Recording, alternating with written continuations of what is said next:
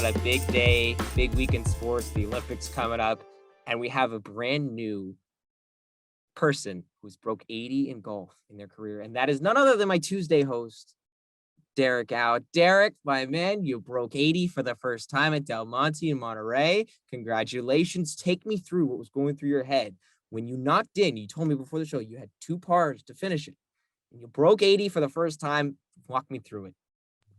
Well, hello, ladies and gentlemen, on the Bench Sports app, and hopefully, you guys are having a groovy Tuesday. Yeah, and by the way, these are blue light filter glasses, so no, I don't have any eye injuries. I still see 20/20, but I'm trying to preserve my eyesight. So relax, folks. I know people are like, "Why are you wearing glasses like Bob Costas for?" Um, but no, shooting 80, breaking 80 in golf, it's like winning the World Series as my A's give up another hit here, and the runner falls down in second. Um, Breaking 80 is something that I've always wanted to do. And I think in golf and just like in life, you just take it hole by hole, day by day. And, I wasn't really aware of that. I was shooting 80, which is good. And shout out to my brother Patrick, by the way, of course, works at Del Monte Golf Course in Monterey, the oldest golf course west of the Mississippi. Been around since 1850, 1860s, 70s. But yeah, I wasn't really aware of it. I was just kind of in that blacked out mindset, like so many pro athletes talk about.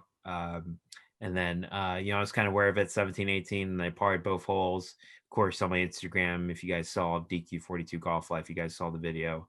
Wasn't really expecting it. It felt really good.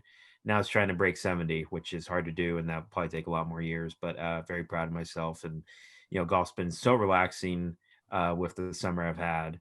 But it's so soothing, and of course you get to talk shit, with your friends, and Max knows that. But yeah, it's fun. It's always fun to play, and it's a sport that you can play for a lifetime. Just It don't, is. yeah, It's a lot of fun, yep. and we had the Open Championship. You channeled your inner John Rahm. That is something we'll get into in a little bit, but we have a big game coming up tonight. We got Game 6 of the NBA Finals. The Phoenix Suns are facing elimination for the first time this postseason, and I will say this: I said Suns in 6 on your pick 'em, and I'm disappointed because I'm still fighting for first, and I've hit a cold spell. I think I got a little too greedy. John Rahm almost got it done for me, but this has been an awesome series. I don't know if you listened to the show on Friday, Derek, but Nathan and I, we talked about how, like, since like 2016, since the first time we saw Cavs Warriors, this has been one of the most exciting finals and close finals we've seen. To go up 2-0 from the Suns and then 3 straight from the Bucks as they go back home. I told you last week, I said no team is in trouble until they lose a home game. And boy, has Giannis made himself a dominant player. I've said it so many times that this guy with 2-day breaks between every game, except between games 1 and 2, is going to do nothing but help him. He's going to get healthier every game. And boy, has he been dominant. Last game, he only took 1 3-pointer. Everybody's like, oh, he needs a 3-pointer. No, he doesn't. If he misses a shot inside the paint, it's not because he was stopped, it was in the paint. But from the block in game 5 to the turnover to the alley oop in games, if the block in game 4, the turnover to the alley oop in game 5. He had 41 minutes in game 5, only 9 rebounds, but 5 of them offensive, 6 assists, 32 points. He was a dominant force in there. And Drew Holiday had another great game, 27 points, only 13 assists. He was great. And again, the turnovers. I mean, the turnovers were crucial. I mean, 11 for the Bucks. No, it says only 8 on here for the Suns, but I don't believe that to be correct. I thought there was more when I looked at this before. But I mean, the crucial turnover there in Game 5 was the steal by Drew Holiday on Chris Paul. And Derek, give me your take on what you saw in Game 5, what you see from Giannis, and what do you think is going to happen tonight? Because we've got a huge game back in Milwaukee, and it'll be their first championship in over 50 years. And for that city, for what they did, not only in the bubble and for the things that have gone on in Wisconsin, but it's a story, and I'm loving this series. Yeah, I mean, game 5 was just insane because I was watching at my cousin's house. And by the way, shout out to my great nephew Jordan getting baptized on Saturday. Um, and then it was interesting to see, the Suns had like a 15-point lead. I'm like, okay, it's Suns at 6, Suns at 6. They're going to print out the t-shirts in Phoenix. And then, Giannis carried the team. Drew Holiday stepped up defensively. Especially that's probably the defensive play of the series, defensive play in Milwaukee Bucks history, and then Mike Breen with that excellent call. Chris Paul, I don't know what he was trying to push Giannis for when there's like a height difference, right? Major height difference between those two. You can't be doing that in State Farm commercials, so he had to take out of account. But you know, give credit to the Bucks. Their supporting cast played tremendous. Chris Middleton just made jumper after jumper after jumper after jumper. And yeah, it's the viewership I think's been up like 25%, which is solid. I think it would be a lot of views considering both teams are not really big market teams, but they do have big market players. But yeah, it's a great series so far. I might expect the Suns to be more competitive in the second half. I think that fourth quarter where they just kept turning the ball over, just not playing team basketball. I expect DeAndre Ayton to get more involved. And Taco Bell, I know they want to give away those free tacos, so Oh, I know.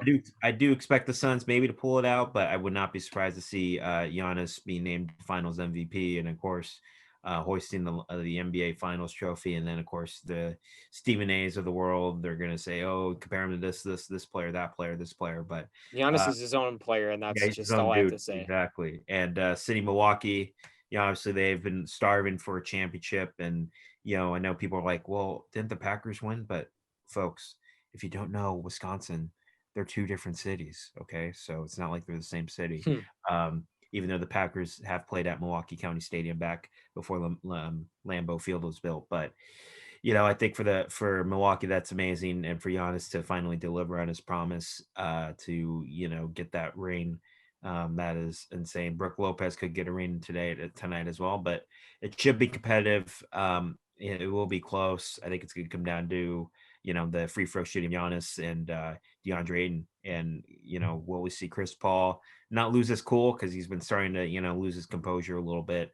Um, and Scott Foster's refereeing. He doesn't have a really good relationship with Scott Foster. So, I expect a lot more physicality, and I expect a lot more, grit.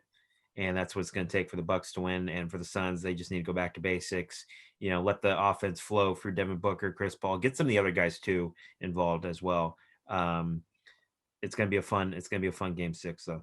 It definitely is, and you mentioned how they were up like 15 or something. So I mean, the Suns outscored the Bucks in Game 5 by 16, and then the Bucks outscored that was in the first quarter, and then in the second quarter, the Bucks outscored the Suns by 19. I mean, it was a back and forth game right at the start, and then the Suns tried to come back a little late, but again, turnovers just killed them. And my mistake in Game 4, the Suns had a lot of turnovers, but in 5, turnovers again cost them. Although they didn't have as many, they were key turnovers. And one thing I want to point out is DeAndre Ayton, who played the most minutes out of anybody on the Suns, needs to make more of an impact. And I don't know if it's just because he's only in his third year. But I mean, 6 free throws for a guy that big who can get inside and get him going. Took 12 shots, 20 points, 10 rebounds. It's a good outing.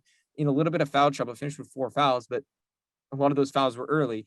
But he needs to make more of an impact. I mean, I understand he's a young guy. I almost feel like he's playing almost a little scared to Yeah. make a mistake, and I feel like that is causing him to make mistakes is by playing scared. I mean, I don't know if it's the heat of the moment. I mean, you can't compare the NBA Finals to the March Madness Finals. I mean, these are two huge teams, especially now with fans back in the stands. Yeah. They're doing nothing but wanting to come out and watch the game, and I have my opinion on fans a little later. Oh, But I think Aiton needs to really step up here, and Booker can't be the only one doing something. Like you said, Paul needs to keep his cool, and yes, Scott Foster's doing tonight's game. Maybe the curse gets broken. Who knows?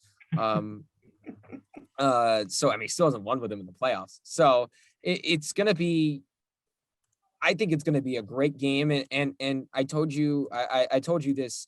I said whoever win if Game 5 is. I don't know if I told you this or if I told my trainer this. I said whoever wins Game 5, if it's 2-2, will win in 7. So I do think the Suns will win tonight. If they don't, it's going to be very close, very competitive. yeah. But I do think it's either going to be Bucks. If the Bucks don't win it tonight, I think they're definitely winning it in 7. They just seem to have a tenacity advantage. They almost seem to kind of want it more. That confidence from the Suns is kind of gone.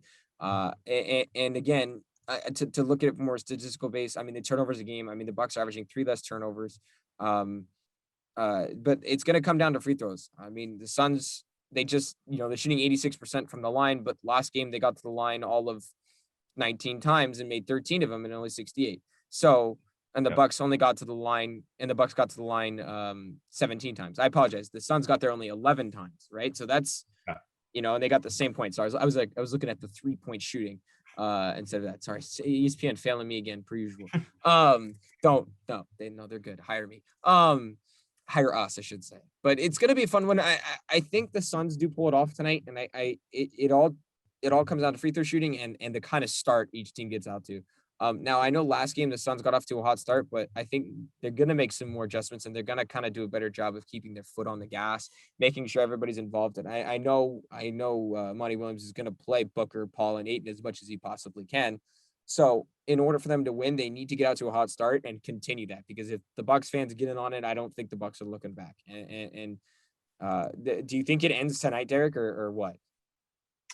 Like I said, I think if the Suns get more effort from Cam Johnson, he only had 6 points. I mean, wasn't he known, or wasn't him or Payne known for that dunk and posterized It dunk was him, and yeah. It was Cam Johnson. Cam Payne, yeah, I don't know if he can even game dunk. 4. So, you like to see him get to double digits. Mikal Bridges had a, decent game, He needs 13 to get better points. though. I mean, they Yeah, haven't. I think they've exactly. lost either once or zero times when he puts up 10 or more shots. Exactly. Then the Bucks, I mean, Pat Connaughton was making threes. If they have that, that's, they can start playing in the parade. And Devin Booker will be fun in Tokyo along with Chris Middleton. If that happens, we'll get more If of that that later. happens, But yeah, I think if the Suns win, they need to just drive to the paint more, get some of these guys in foul trouble, Brooke Lopez, get Giannis in foul trouble. That's how you basically win playoff games, is just you get all these guys in foul trouble. And I just saw like the last 3 minutes, they're settling for jumpers and 3-pointers, which they had, they didn't need to. So I expect, I think it's gonna come down to, second quarter momentum, last 2 minutes, third quarter momentum, last 2 minutes. But I would like to see the series go to 7. But I think if the Bucks start off, on fire in the third and fourth, you're going to see Adam Silver handing the NBA Finals, the Lawrence O'Brien Trophy to the the Bucks. Lawrence O'Brien, he goes full name here. Yeah, why not? I know my Uh, history.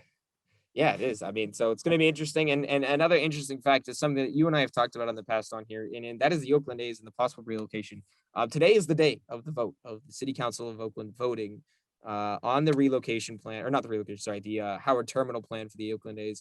And they had amended the what's the word I'm looking for here, Dick? The terms on the term sheet is what they're calling it on here. Yeah. Just on the plan for Howard Terminal. And team president for the A's, Dave Cavales, is they can't accept the amended term sheet that the City of Oakland Council provided. Now, the Oakland Council, as of 12:38 today, from a tweet from Ali Rasmus from KTVU, said City Council passes the amended resolution on term sheet for the A's ballpark, but it's unclear whether the A's will agree to terms since the council made changes. Now, based off what President Cavales said, it's going to be interesting. Derek, I know you know a little bit more details of what was done and what wasn't done. I was too busy working out with my trainer, so I think you did a little bit more Mhm. research than me. But it's encouraging to see that Oakland passed the bill or passed the term. And you and I both, we both like the A's. You love the A's. That's your guys. That's your team, and I like them too. I'm a Yankee fan at heart, but I love my A's. It's going to be interesting to see if they will accept or if they can make a small change. Walk us through what's going to take for President Cavall to accept the terms for Oakland to be in, for the A's to stay here in California, especially in Oakland. I've been an A's fan my entire life, November 6th, 1997. I don't know, this team, they wanted to go to San Jose, then they wanted to go to Fremont, and then, you want to go to Kalinga. You wanted to go on the Blue Origin spaceship with Jeff Bezos, who had a successful launch earlier today.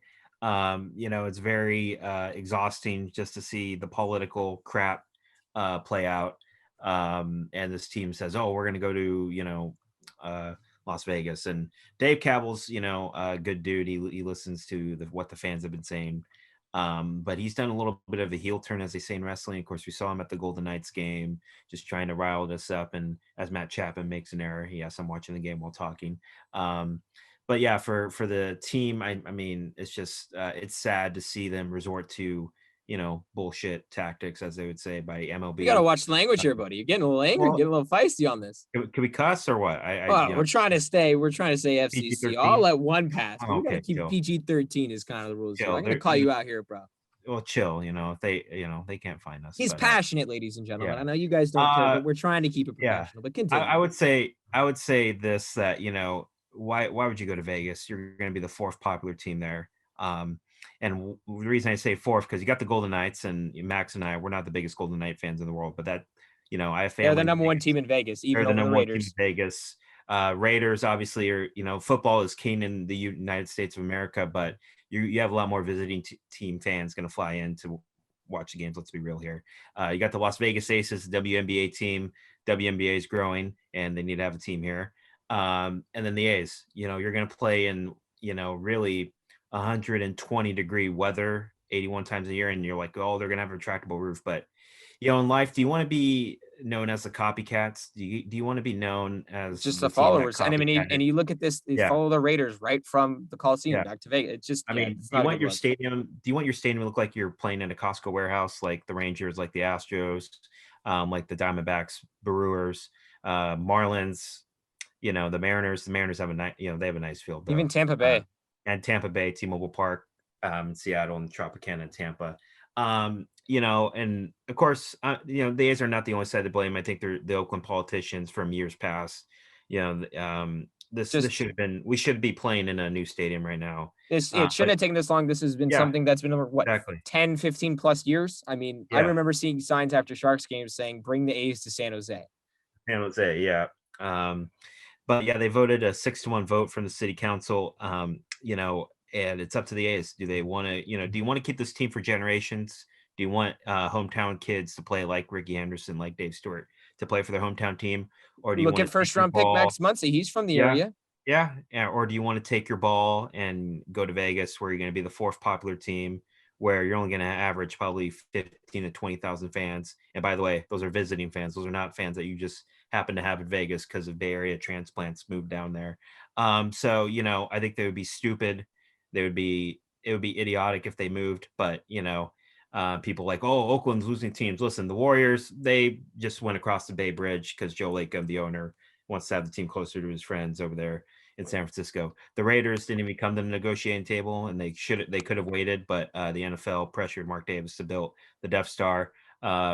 It's a In nice stadium, but and it's a man, where they decent rushed. stadium, and I've heard they had issues with the Garth Brooks concert, people leaving. So yeah, you should have thought of that. Walking in the desert heat. Of course, alcohol solves everything. Water solves everything, of course. But Hmm. yeah, for the A's though, I think it's going to be more negotiations. So they're not moving anytime soon. They will have to pay $1 billion just to move, which I don't see our owner doing. By the way, our owner's worth $2 billion. So if you guys think we're cheap, blame the owner. Don't blame the fans. Don't blame the players. Blame the owner, because he could easily done this on his own. But yeah, it's just more political stuff, and it's very hard to get a stadium done in California. I mean, the Niners, Warriors, I mean, the Giants. It even took the Giants a threat to leave, go to Tampa Bay back in the mid '90s, and then they got Peter McGowan from Safeway to buy the team, and then look what they're worth billions now at Oracle Park. So I know California, I get it. It's impossible to build a stadium, but listen, you're not you're just not agreeing to something that's, okay, great, we have the team here. This is generations to come. I hope, if Max and I are blessed to have kids, I hope they can go to games and they can take their kids. They shouldn't be having to drive 12 hours just to see their team. And it's going to be embarrassing if they move. Of course, I'll be sad. I'll probably not be a baseball fan anymore, because it's It's gonna just be really, rough.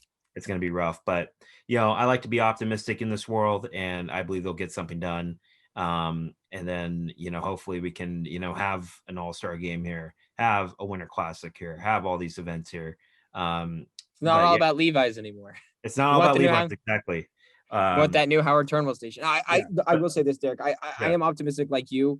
yeah, I think the vote, which was 6-1 in favor of yes, with one abstaining, and it's encouraging. I'm going to be honest with how little we kind of heard about it leading up to it, other than from the A's saying vote yes, convince them. The fact that they changed on their own is not ideal, but the fact that they're still willing to work with the A's to try and find a deal to keep them here is very encouraging in my part, right? yeah, They're not just saying, no, you know what, we're done working with them, because that's what the theme was. So that's what I got for the last few years of, they'll leave eventually. Like, it's fine. Like the Raiders did. We don't want them anymore. I mean, Oracle's not even Oracle anymore. It's just the Oakland Arena or whatever it is. yeah, So it's nice to see, and boy, to the A's need a stadium. If you've ever been, if for people who haven't been to the stadium, it's got old stadium vibes, but the place is run down. I mean, the bathrooms are pretty disgusting. I'm gonna be honest there. I mean, the food is good, but it can't be great because the facilities they got. I mean, there's so much foul ground, which is a blessing and a curse. Yeah.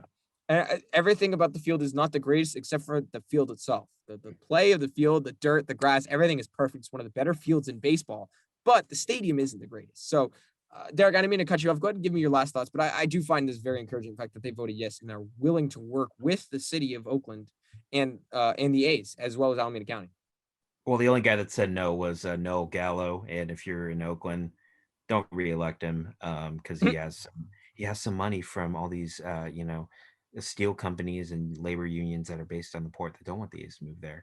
But listen, your goal is to keep the A's in Oakland. They belong in Oakland. They don't belong in Las Vegas. They don't belong with Jeff Bezos and Blue Origin in space. They don't belong in Calistoga or Portland or Montreal. Montreal deserves a team though. This team belongs in Oakland, and you're making a decision for generations to come. So I hope they realize that. I know they don't because they only see the Benjamins in the front of their face. But I seriously hope they keep the team here. I mean, my walls are painted green and gold. I don't want to have to repaint them. But the ball's in the A's court. You can negotiate. I mean, you can afford millions of dollars. That's all you have to do for infrastructure and for affordable And if the housing. president owner's Yeah. $2 billion, they've got Yeah, enough. worth $2 billion, you can pay for it. So, you know, suck it up, put the big boy pants on, agree to the deal, and work something out. And we'll see you. I'll see you at the stadium when it opens, and Derek, are we hopefully, gonna go to opening night? We got to go to opening night if Howard Terminal gets built. We hopefully have I'm to. yeah, hopefully I'm working for Major League Baseball. We'll see. Well, you and I, maybe Yeah. we'll have to go. Maybe we'll just be broadcasting at us. Yes. Yeah. That's the goal here. By the time it's built, hopefully we've got jobs with them. Sorry, Ken I know, Korak. man. But we'll be out there. Maybe we'll take Dallas Braden's job, whatever it is.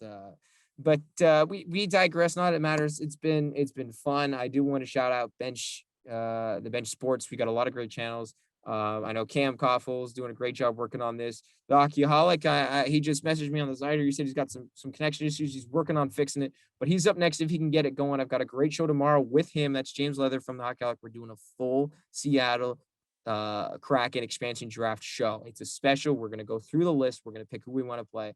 Got to shout out Peak Clothes. That's Bench2, peakclothes.com. Check them out. Save some trees. Get some cool gear. It's going to be real nice. That's Bench and then number 2. BNCH2 on peakclothes.com. But Derek, we had going back to you breaking 80, we had a pretty entertaining major in golf this past weekend.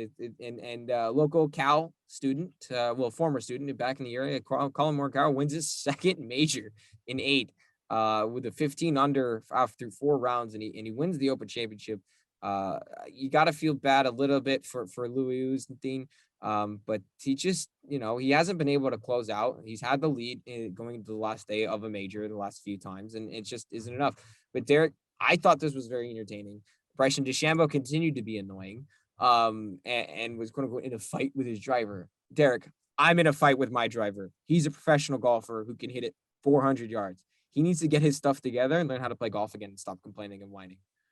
Yeah, well, I think Bryson's one of the more entertaining players. The guy's willing to do anything. When he's right, I would agree. Yeah, when he's right. Right now, he's annoying. Yeah, but no. In all fairness, he's one of the more entertaining players just because of how many people have gone against him. Brooks, Koepka. That eventually they'll play together. I don't know why these golf agencies are too afraid to put two grown men that don't like each other. You don't have to like each other. I mean, you don't have to like your rival, but you could be respectful towards them. They need to put them together. But that doesn't take away from the shine of Colin Morikawa. The guy has been unreal. Our age, 24 years old, just graduated with a degree from the Haas Business School, one of the best business schools in the world, best universities in the world, besides San Jose State. He won the PGA last year at Harding Park in San Francisco with no fans. A lot of people are like, well, can he win with the crowd? This is his second win of the year. And Oosthuizen, he didn't give it away this time. I think he just, he was a locomotive that just got passed up by Ferrari. And Morikawa, his game is unreal. His ball striking was pure. His putting, clutch putting, especially making those clutch par putts on the back nine. And it's a second major in 8 major starts. That is the fastest since Jordan Spieth. And Jordan Spieth is back. He's back on the radar. I think, those two bogeys on 17, 18 on Saturday cost him, but he Well, he did. otherwise He played lost a, by 2 strokes. That definitely yeah, cost him. yeah, and he played a sensational round of golf, a sensational tournament. So he is back in the headlines. And Morikawa is going to be playing in the Olympics, which is good to see. More golf stars playing in the Olympics, even though we have this pandemic that continues to really, kind of take so many innocent lives. And especially in Japan, it's a lot worse.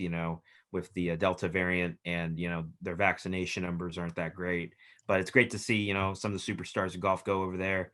And kind of prioritize this event because this is a chance for the game to grow. And now he has the claret jug, and he hopes to get the Olympic gold medal in about 15 days or so. But yeah, he played tremendously. He played flawless. His speech was amazing.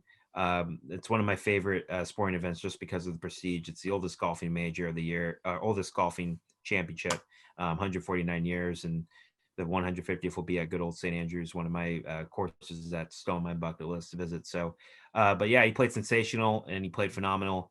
A lot of alls in that sentence, and there's going to be more majors to come for that young man. He's represents all the good in golf. And then we'll touch Bryson a little bit, but I think he needs to take some PR classes because you don't blame, and I get it. It was the heat of the moment. He had shot like a 75, 76 on Thursday. But you don't blame your club maker. That's first and foremost. No, and I will Maybe say on the this before side. you continue, Yeah. real quick, Derek. I'm sorry. Yeah. He needs to because who's gonna pay him for he's a big name in golf right now. He can Exactly. have Yeah. flying Yeah. if you're gonna do nothing but blame others for your insufficiencies or your mistakes, who's gonna want to pay you that money? Like they're just Yeah. not gonna be reliable. Yeah. And his style of golf fits American style of golf, which is a lot of trees, uh, open fairways, so I can hit it, on the other hole and scramble to make birdie or par. In links golf, it's old school. Usually, when old school meets new school, old school usually wins like 95% of the time. So his style of golf is not made for links golf in England. So I don't really see him contending in any Open Championship unless he kind of learns how to dial it back a little bit, which you can easily do with your driver. But yeah, I get it. It was the heat of the moment, and obviously he's going to the Olympics, by the way. You won a major already in this wraparound season. You want to win your second. But dude, you just don't, and his new caddy, is a Cobra golf rep. So it's like, okay, you have your Cobra golf rep on your bag, but yet you yell, you scream that, my driver sucks.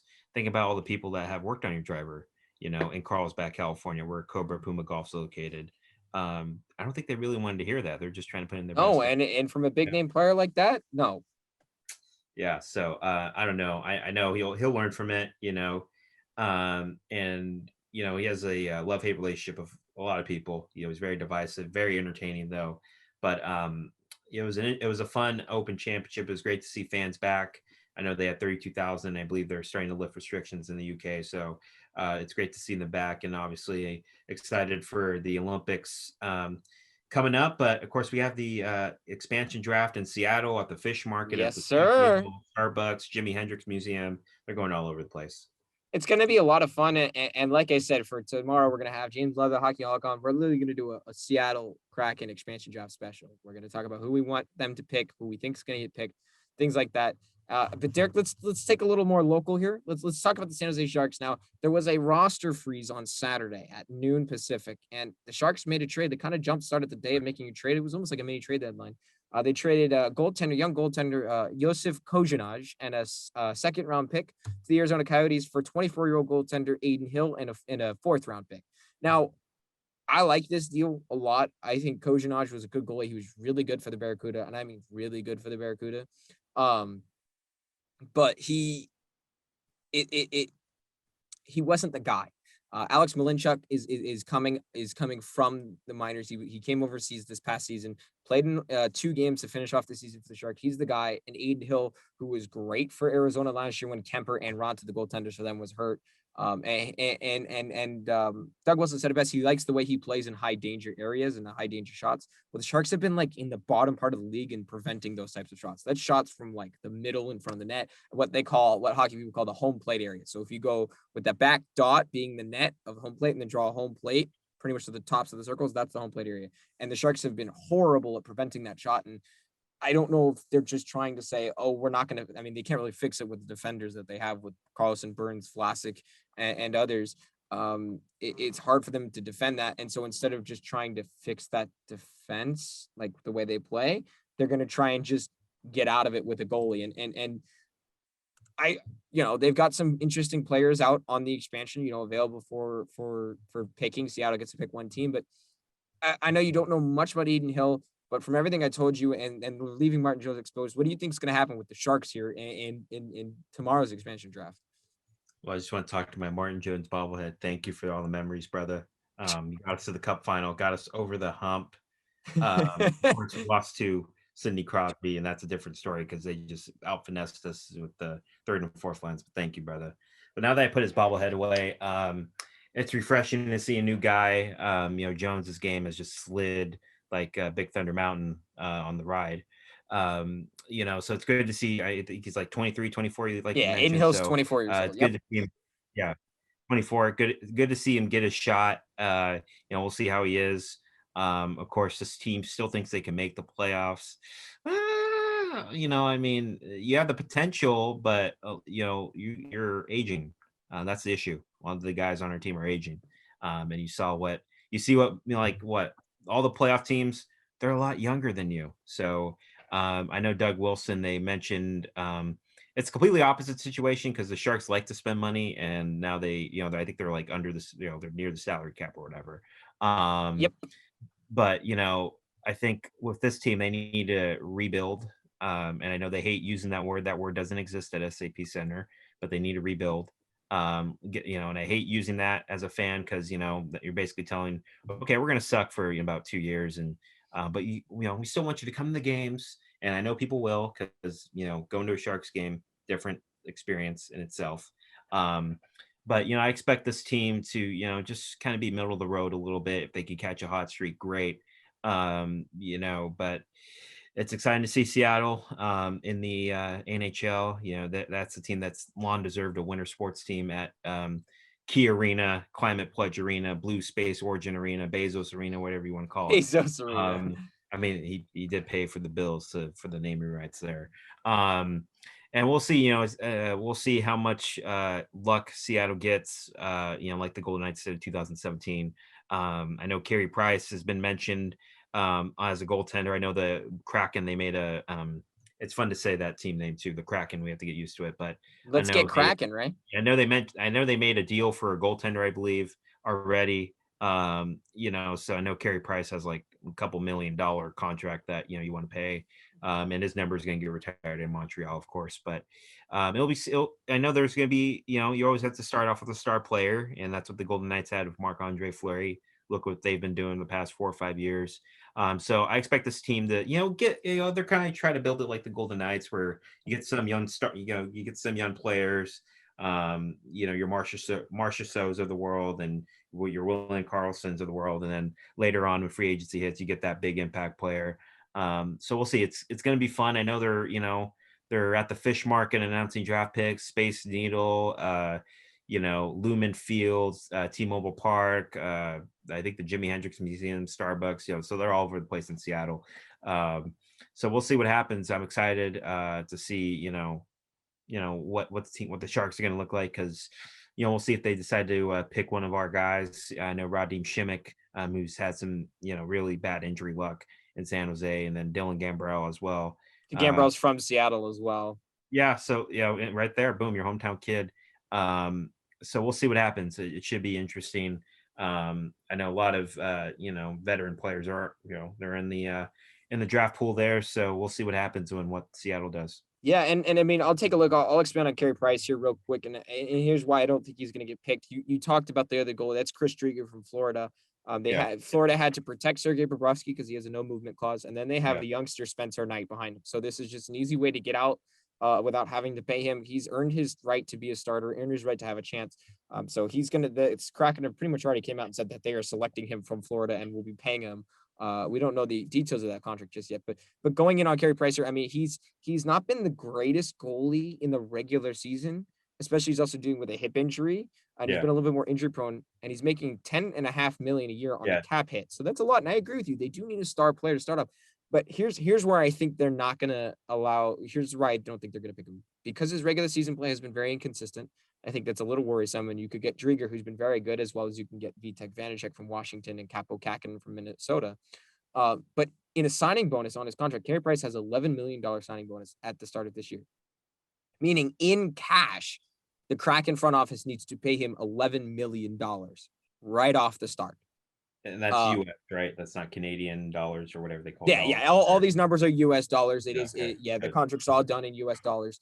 And not only that, but he's how is he? He's 33 with 5 years left, and he's got a full no movement clause, so he can't get traded, he can't get cut, and you need a lot of things to go right. So to lock yourself in with that big of a cap hit, I understand you want to get that star player, that star goalie built from the back, but I think there's other options there, like Tarasenko, Mark Giordano's there, and they're going to get some stars out there. I mean, you look at some other teams like almost like Pittsburgh, they're going to lose a key guy.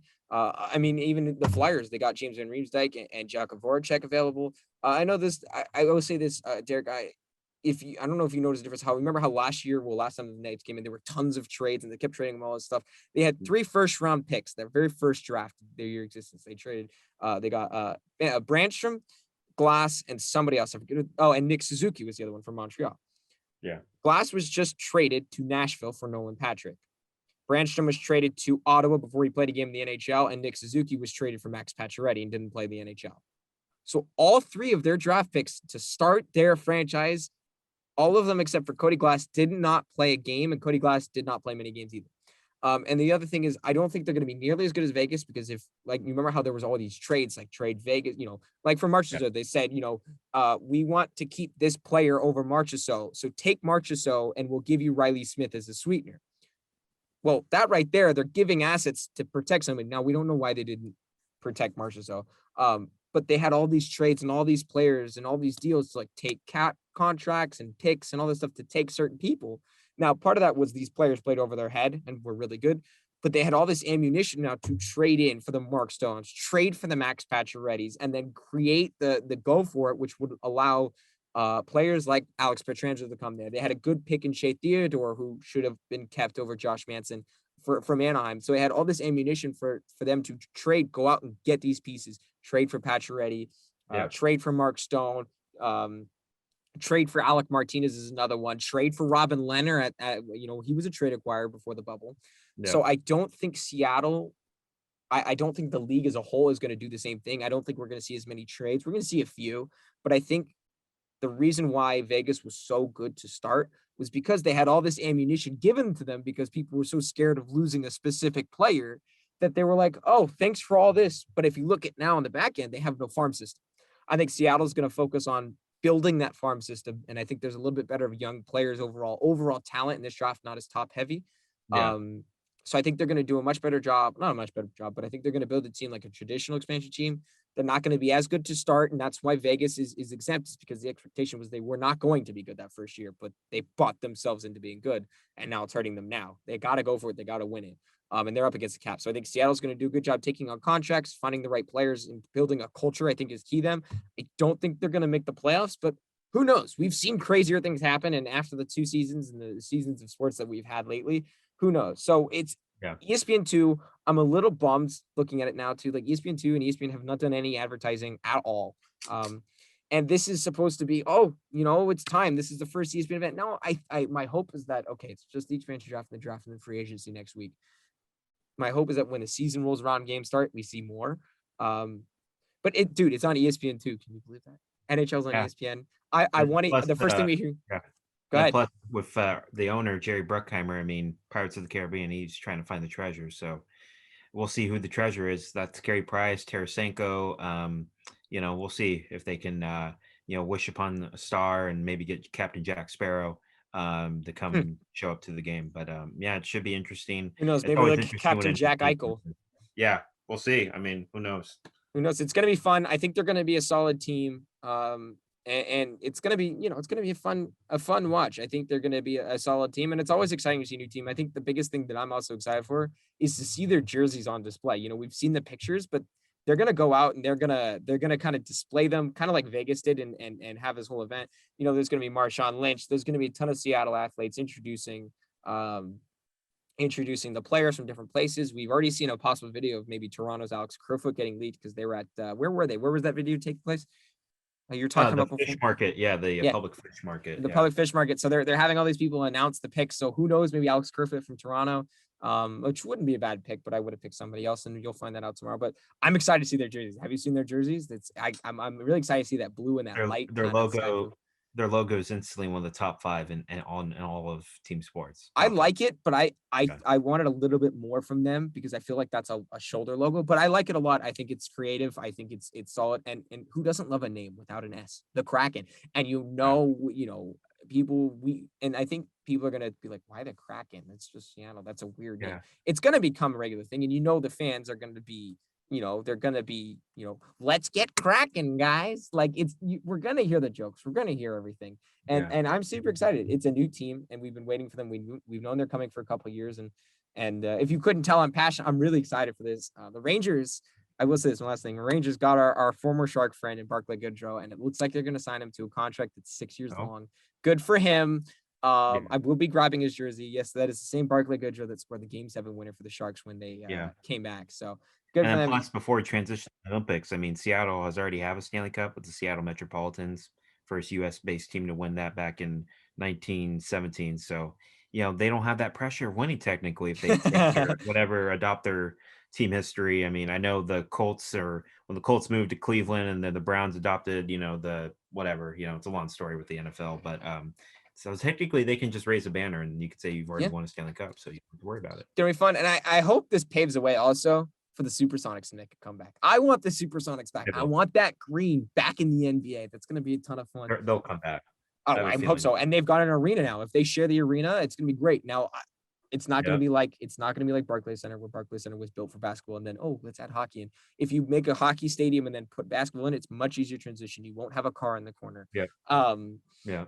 so it's gonna be fun. And you brought up the Olympics. We got to talk about it now.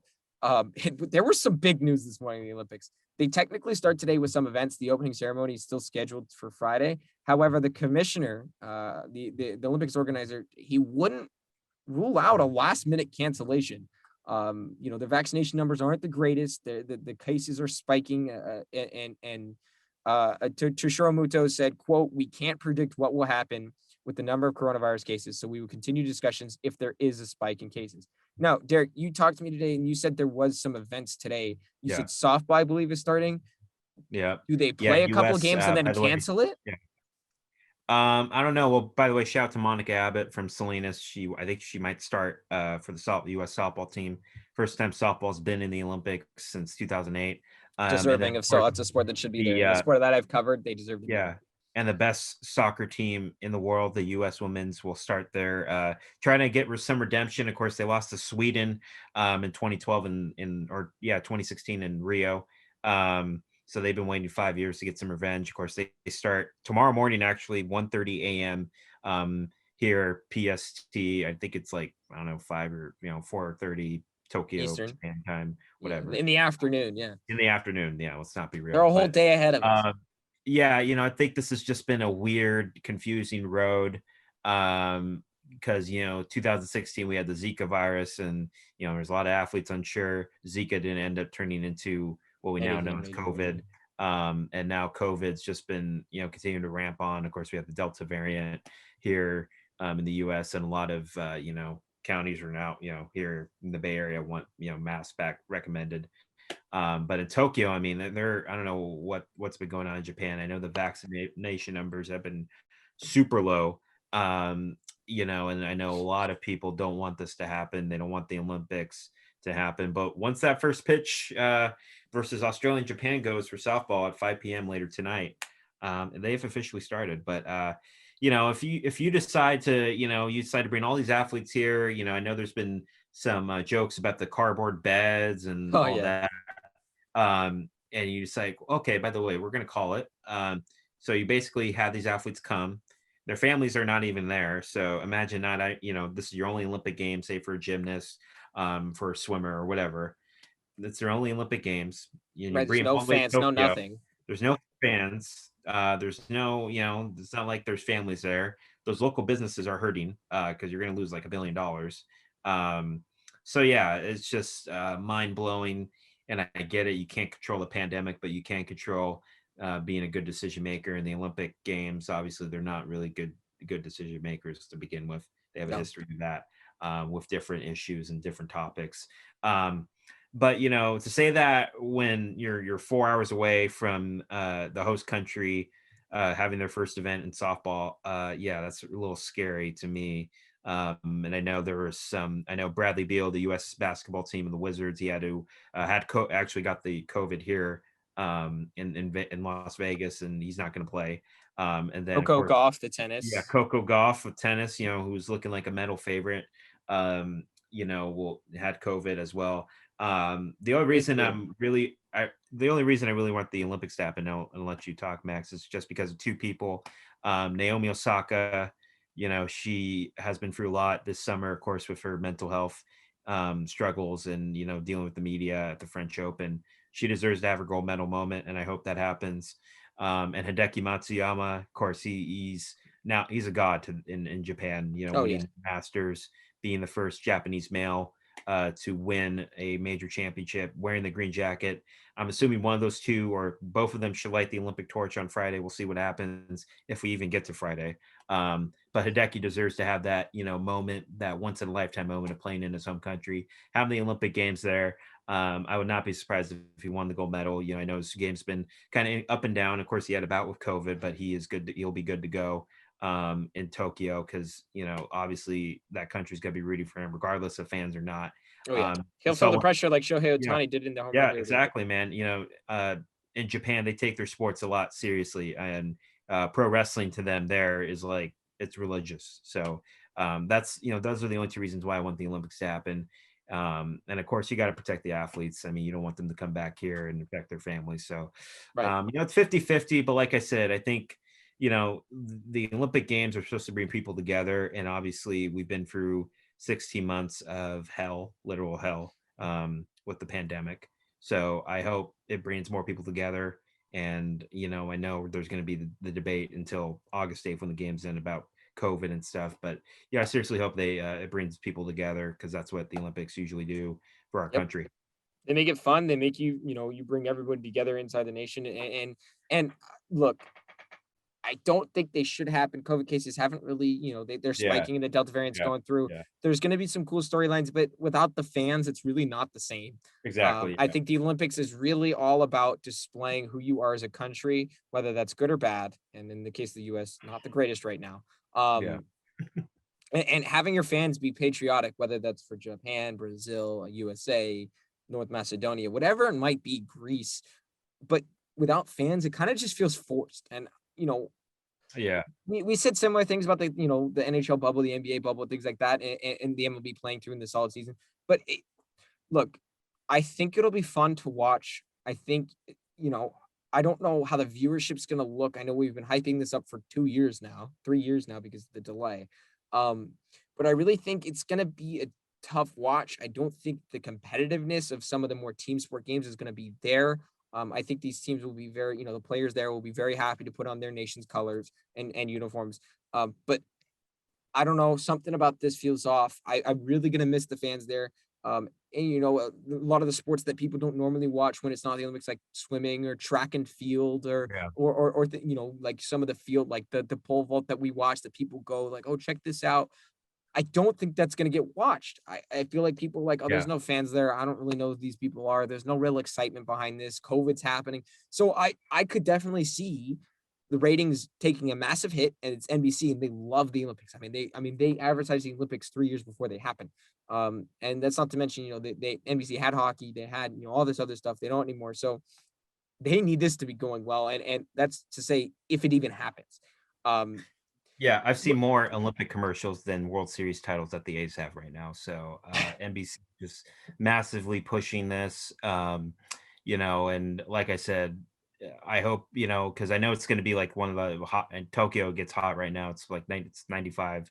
And 2000 with the Sydney Olympics, they moved it to September and the ratings bombed. So, they don't want to compete against the NFL because, NBC has a massive deal with the NFL with Sunday Night Football. So it should be interesting. Yes, I think the fans are obviously a big, massive component, especially the track and field events when you see that camera running alongside Usain Bolt and you see just like, The flags and the flashes, you see everything. All these fans yeah. going nuts So taking pictures. that, It's gonna lose yeah, that, something. yeah, and then you're just gonna see what? Just seats and, I know, Japan's one of the best tech countries in the world, so they'll make up, whether they have robots or I don't know what they're gonna have. But yeah, it's just gonna be a little weird. And I do see the ratings taking a hit just because of what we're going through as a globe right now with COVID and different political issues, and obviously there's always a political theme behind every Olympics. Um, but, I expect the US to, get the medal count. Simone Biles is gonna dominate. That's Oh, a that's a foregone given. If again, if Peter all this Ledecky is happens gonna and behind all dominate. of this conversation is Yeah, if it happens, but continue. yeah, if it happens, hopefully. Just, get to the medals, you know what I mean? But, should be interesting. It's gonna be weird, but you know what? As humans, we love the weirdness, so let's do it. It's gonna be fun. I think first and foremost, safety players. You brought up the cardboard beds. I've seen 3 or 4 videos on my TikTok already of all these players. One from Spain, Sweden, and another one from Canada. Just like, okay, here's this. They look under. It's not cardboard, and then they jump on it, and it's very still. And for those that don't know, the rumor was, oh, they're giving you cardboard beds to prevent people from coming in and having intimacy. I look, these guys are It's bound to teammates. happen. Come That's not on. even going to happen even in regular. Like these guys are teammates. In this time and era, they should know better to bring anybody from the outside in. They're already all together in Olympic Village, living together. So they'll be, although they're going to not be able to kind of sit with each other, they're going to have their roommates, and that's it. I mean, what the hell have they been going through for the last year and a half? What have we been going through the last year and a half? Derek, you and I still can't do an in-person show right now, but that's not because of COVID, but that's because we're far apart. But like, I can't. Yeah, currently, When we yeah. were doing our podcast, the Spearcast, when we were doing San Jose State football prep, like we're all on Zoom. Yeah, here we are. People are still working from home. So the Olympics is fun.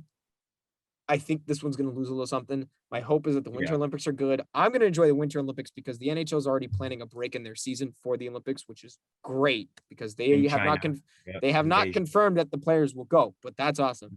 But I know we've got a few other topics to get out here, and you got some plugs to feed. But Derek, I mean, floor is yours. We got fans back, not like games. We got fans back with WWE, and you got the return of "You Can't See Me," John Cena. Derek, this is all you. I'm not a wrestling person. Go for it. Well, I know we have a wrestling podcast, so shout out to them. You guys need to get me on. I've loved wrestling since I was a little kid, and I know people say it's fake, and I get it. Yeah, when I was little, of course, I believed it's real. Vince McMahon blows up in a limousine, and he's not dead.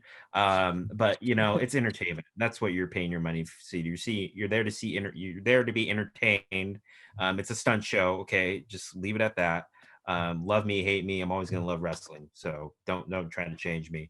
But yeah, John Cena came back to Money in the Bank. And by the way, it was the first week that WWE had fans. They've been in Florida for the past, year and a half.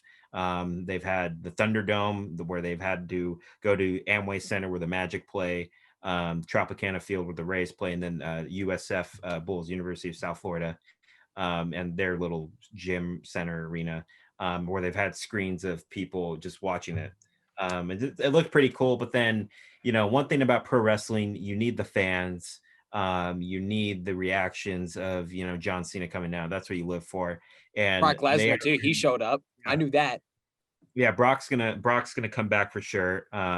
They are planning to do SummerSlam at Allegiant Stadium, which will be one of the first major events with fans at Allegiant Stadium. It's about probably gonna be like 75,000 people, and of course, same day as Manny Pacquiao returning after a 2-year layoff. And Manny Pacquiao is fighting in Vegas, so I think they're gonna work some timing mechanisms where the main event of SummerSlam ends, and you can still watch the Pacquiao fight. Which, by the way, I'm just because if you live in Vegas, just stay away from the strip. Just watch it, in Summerlin or It's Henderson, gonna be an Nevada. ordeal. That's gonna Um, be very yeah, busy. yeah. So just please stay away from the strip. Don't even try to go down there just to say, "Oh, I'm here." The traffic's gonna be a nightmare, folks. But yeah, John Cena coming back. I know he was in Fast 9. He's gonna be in Suicide Squad.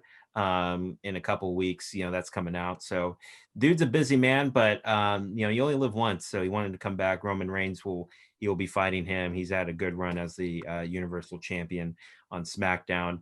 And I think wrestling's getting a little more popular with the pandemic. I think people, wrestling was one of the only things going on when there's no, Major League Baseball, none of the That major sports, UFC. and UFC. So, I expect the crowds are going to be lit. All Elite Wrestling, which is AEW, they've been on the road for about 2 weeks now. So you're starting to see some normalcy with wrestling because wrestling in front of nobody like last year's WrestleMania as Matt Olson, I think, about to hit a home run. Yes, he did. It's 1-0 A's. Yep. Thank you, fantasy team. And that is live. So yeah, they need the crowd reactions, so I'm happy to see it. I'm happy to see John Cena back because he just brings a different element. Of course, he has his haters and his love and his fanboys, but his fans. Sorry, let me just erase that. Scratch it, reverse it. But yeah, it's fun. It's fun to see wrestling back in front of fans. I think they started in Texas and they're kind of avoiding California because who knows what's going on, but they will be coming back to California probably by the end of the year. So it's exciting. And yeah, if you guys want any wrestling tips, because I know I post a lot of wrestling videos on my social media, you know who the guy to follow is. Well, plug yourself. Go ahead, and then I'll wrap us up here, bud. Yeah, follow me, DQ42 Golf Life on the Instagram machine where I won't cuss a lot. Twitter, Derrick Q42, Derrick Q42. Facebook, my name, Snapchat, the Dr. Golf Train 1. And yeah, let's keep the show rolling. Of course, a lot of sports. We could have a new NBA champion of the world. And please do not say world champions. They only play in the United States and Canada. Yep, I hate that. So the only thing you can do that to is golf, swimming, the Olympic sports, soccer, but you're not the world champions. You're the NBA champion. Let's just say that. Let's keep that real right now. And of course, baseball, because the World Series has been just spin on my keyboard while I talk a lot. The World Series has been for hundreds of years, so don't try to change the World Series. You can't call it the MLB championship. But yeah, we could have a new NBA champion. We could have, we'll see if we're talking about the Olympics. We could see if we're talking about the Olympics in a week's time. Yeah, and we'll continue to follow the A's stadium Days of Our Lives saga. So yeah, it should be fun. And then we'll see who's on the Kraken. Tomorrow. So I know tomorrow night, 5 p.m. Pacific. People are lining up to go on Fanatics at 5 p.m. I think tomorrow, right? On ESPN. 5 p.m. tomorrow, ESPN2, yeah. Expansion draft. Now, quickly before I go, my last word here. Fans, get your stuff together. The stuff that happened to Alex Verdugo, I'm a Yankee fan. That's ridiculous. Spitting on Trae Young, that's ridiculous. Pouring popcorn on Russell Westbrook, that's ridiculous. The yelling and screaming and jeering is one thing. But these guys are professional athletes that are meant to entertain you. Cut this crap out. Cut it out. It's his ordeal. Yeah, that man just got himself banned from baseball. Not just Yankees, baseball. So yeah, and if he has kids and the kids want to go to Yankee Red Sox game, Dad, can we go? No, I got banned for being an idiot and throwing a baseball. Folks, behave. I mean, come on. He took the ball. He took the ball to Verdugo in left field for the Red Sox, just throwing a ball to another Red Sox fan in the pouring rain, mind you. And this Yankee fan steps in front, takes it, and throws it back at him. You just got yourself banned. Yeah, so it's just idiotic. Yeah, so we forgot to behave. So remember, these guys are human. I'm not a Yankees and Red Sox fans. I hate the Yankees and Red Sox, but the players, they're human beings, just like you and I. So boo, cheer. You can boo, cheer, but when you start throwing baseball, and I don't know how you snuck that in for security. No. The baseball was from Verdugo. Thrown from the stands from two Red Sox fans. Yankee fan stepped in front, caught it, and threw it back at him. That's a jabroni of the year right there. So he's banned from baseball for his life. So that's my little input. I knew I had to get that in. I had to get passionate. I had to go crazy there, but it's been fun. Keep listening to The Bench Sports. Follow me on Twitter at SJSU Max Miller and follow me on YouTube at Not That Matters with Max Miller. This has been Not That It Matters.